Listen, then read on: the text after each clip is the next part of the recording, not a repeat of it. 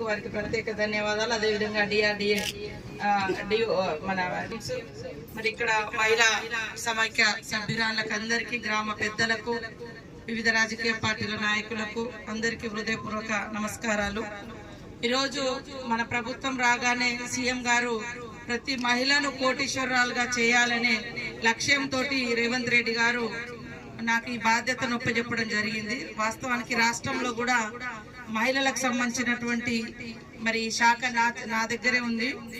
దాంతో మనము ఒక 17 రకాల వ్యాపారాలను మహిళలకు ఇవ్వాలని గుర్తించి మరి దానిలో భాగంగా మహిళా శక్తి క్యాంటీన్స్ కావచ్చు, ఇట్లా వివిధ రకాల వ్యాపారాలు కావచ్చు.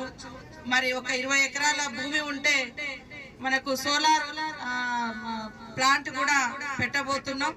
మనం ఇక్కడ దొరికితే కలెక్టర్ గారు తొందరలోనే ఐడెంటిఫై చేస్తే మహిళా సమైక్యకి ఇస్తే